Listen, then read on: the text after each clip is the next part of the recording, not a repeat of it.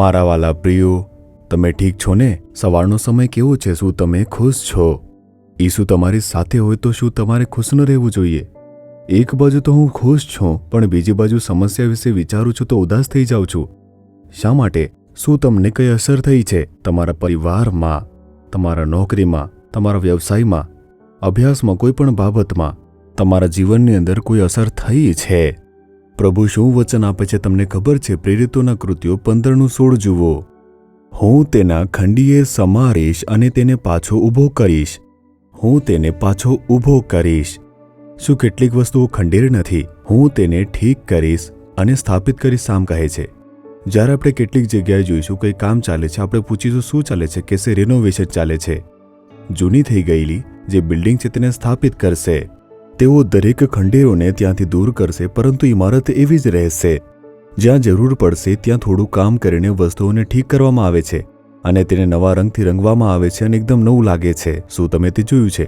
મેં તે જોયું છે. પછી પૂછો કે અરે ઇમારત તો ખૂબ જ સુંદર અને નવી લાગે છે. તેઓ કહેશે ના, એ જૂની અને ખંડેર ઇમારત હતી. તે ઘણી જગ્યાએ તૂટેલી હતી, અમે બનાવી છે, ફરીથી ઊભી કરી છે.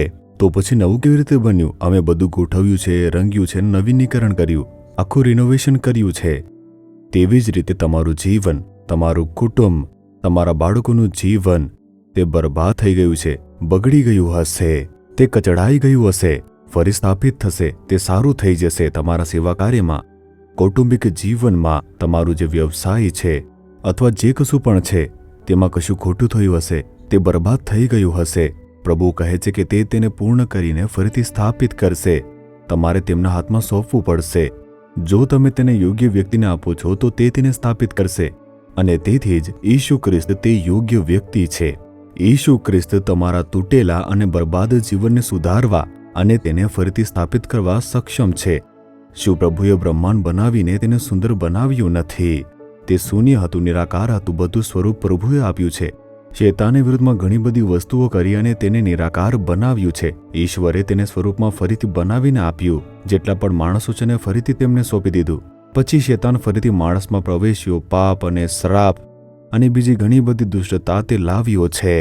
તેને સ્થાપિત કરવા માટે પ્રભુ એક માણસ તરીકે નીચે આવ્યા, એટલે કે ઈસુ તે વધસ્તંભ પર મૃત્યુ પામીને શેતાન ઉપર વિજય મેળવી. જે કોઈ પોતાનું જીવન તેમના હાથમાં સોંપી રહ્યું છે, પ્રભુ તેને ફરીથી સ્થાપિત કરશે, તેનું નવીનીકરણ કરશે અને તેને આશીર્વાદ આપશે. આવું જ પ્રભુ વચન આપે છે. મારા જીવનની અંદર પણ આવું જ બન્યું. હું પાપથી બરબાદ થયો, મૃત્યુની નજીક હતો, પણ જ્યારે મેં ઈસુને સમર્પિત થયો, તેમણે જીવનને સુધાર્યું અને ફરીથી તેને સ્થાપિત કરી નાખ્યું. તમારા માટે પણ કરશે. તમે તેમના હાથમાં સોંપી દો. હે પ્રભુ, મારું જીવન જે બરબાદ થયું છે પાપના કારણે, શ્રાપના કારણે, ઉલ્લંઘનોના કારણે, બેદરકારીના કારણે, મારી ભૂલોના કારણે, તેને તમે કૃપા કરીને ઠીક કરી દો. જો તમે આવી રીતે પ્રાર્થના કરો છો તે તેને ગોઠવશે, નવીનીકરણ કરશે. શું સમર્પિત થશો? હે પિતા, આ પુત્રી જે પણ ક્ષેત્રમાં ઠીક થવા માંગે છે, સારા થવા માંગે છે, તેના માટે પ્રતિબદ્ધ છે. યાદ રાખો કે તમે તેમના માટે વધસ્તંભ પર મૃત્યુ પામ્યા. ઈસુના નામમાં તેમને સ્થાપિત કરો, તેમને ફરીથી ઊભા કરો અને બળવંત બનાવો.